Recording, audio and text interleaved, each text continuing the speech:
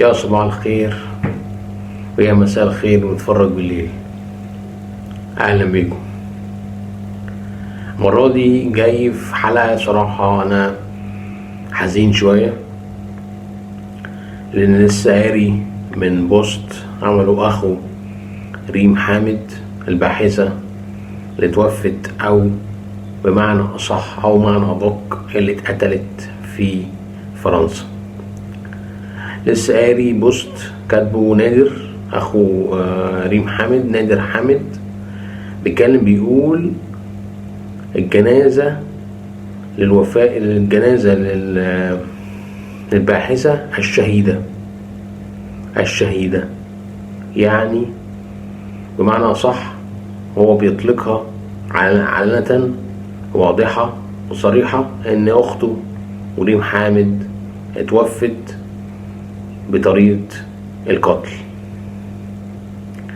بصراحة يعني حاجة تحزن جدا، وحاجة تخلينا ان احنا يعني مين عايزين يعملوا كده فينا، ومين اللي مستهدفيننا، ومين اللي عايزيننا دايما مفيش علماء، مفيش مفكرين، مفيش أدباء، مفيش ناس ينهضوا بالواقع العربي المصري الأحسن والأفضل والأرقى وأوضح، إن احنا نبقى عندنا علماء قادرين إن هم يقودوا الوطن العربي ويقودوا مصر. لسه من كام يوم او من اسبوع تقريبا، لما كان الموضوع بتاع ريم حامد ده كان سخن، اخو الفنان احمد سعد اللي هو عالم مش عارف ايه كده، ومعرفش ده عالم ده في ايه بصراحة. فكان كان بيستهزأ ان ازاي يعني انتوا فاكرين يعني ان هم يعني معرفش مين هم صراحة، بس ان هم يعني هيقتلوها او هم مثلا هيعملوا فيها وانتوا فاكرين نفسكم ايه اصلا انتوا. يعني كلام غريب صراحة، كان بيتكلم بطريقة مش كويسة، وكان بيقول كلام غريب صراحة. ده يعني حاجة تحزن، وحاجة تخلينا ان احنا يعني نفكر يعني مين مصلحته ان هو يعمل كده، وهل بعد كده ان فرنسا او الدول الاوروبية او اي دولة غربية طاردة للباحثين والعلماء والمفكرين المصريين او العرب. يعني احنا بقى هنتعامل، انا من وجهة نظري انا شايف ان احنا نبحث هنا، نطور هنا، نكبر هنا، نبقى عندنا قدرة ان احنا نكون احسن هنا. ما انا عارف ان احنا في ناس بتكره بعض وناس بتحب الناس الخير فينا في بعضينا، بس نعمل ايه؟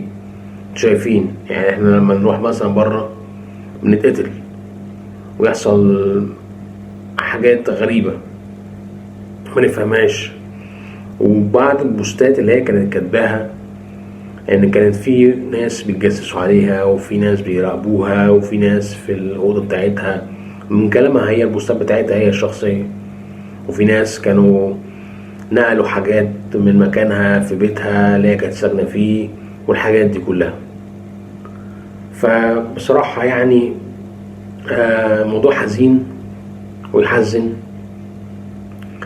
والفجوة الكراهية ما بيننا وبين الغرب وبين العالم الأوروبي بدأت تزيد، بجانب كمان الواقع العربي الفلسطيني الإسرائيلي الواقع دلوقتي علينا برضو، يعني برضو واقع أليم مخلي برضو ان الفجوة برضو تبقى واسعة جدا.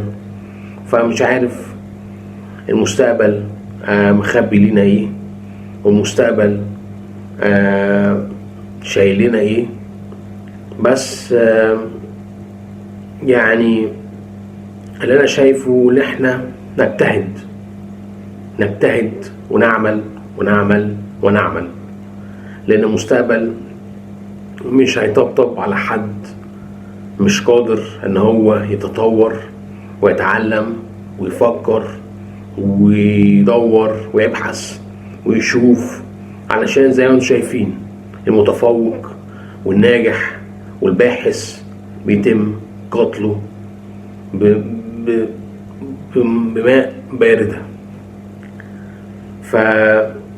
فيا جماعة خلونا كده نفكر، خلونا كده نشوف ايه اللي ممكن نعمله وايه اللي ممكن يعني يسعنا ان احنا نقدر نوفيه قدرنا ونوفيه مساحتنا الفكرية ومساحتنا العلمية، علشان يبقى في علماء ويبقى في باحثين، بس مش عايزينهم بقى يسافروا. انا رأيي مش عايزينهم يسافروا، عايزينهم يبحثوا ويفكروا ويدوروا هنا في مصر او في اي وطن عربي، اي بلد عربي. فاهمين قصدي؟ يعني الموضوع ما يكونش في اوروبا بقى ولا في فرنسا ولا في المانيا ولا في الدول دي خالص، لا خلونا هنا ما نبعدش. فاهمين قصدي؟ فعشان زي ما انتم شايفين كده الناجح عندنا والباحث عندنا والعالم عندنا بيتم بتره وبيتم قتله بطريقة عمد وماء باردة. يعني مش حابب ان انا اطول اكتر من كده، ومش حابب ان انا احكي كتير عشان الموضوع يعني محزن وحزين. وانا حزين صراحة لما عرفت ان هي اتقتلت، لان انا كنت صابر ان انا ما اتكلمش عن الموضوع ده بالذات لحد ما الحقيقة تنكشف واعرف الحقيقة فين، وهل هي ماتت كده ولا ماتت اتقتلت ولا اغتيلت ولا ايه بالظبط.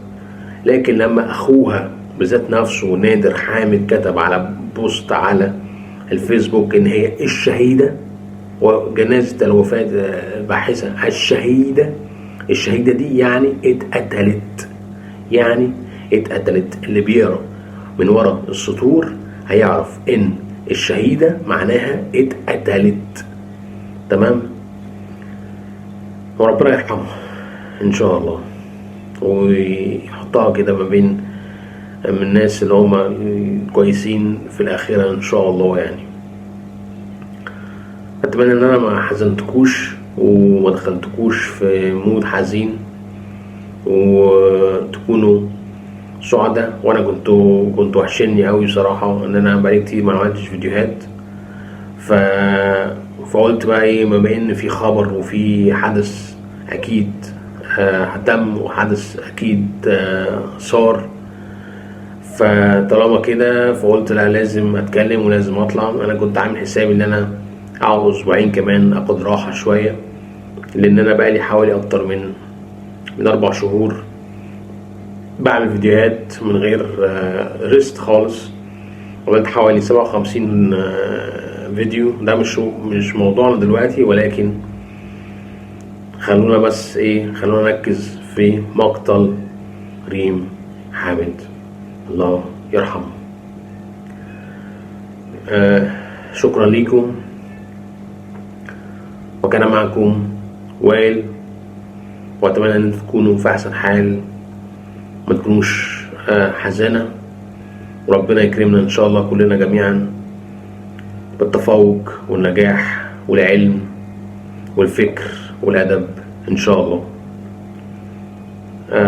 اشوفكم على خير في حلقة جديدة من حلقات وائل على اليوتيوب، او بغض النظر حلقات ايه بالظبط. شكرا لكم ومع السلامة.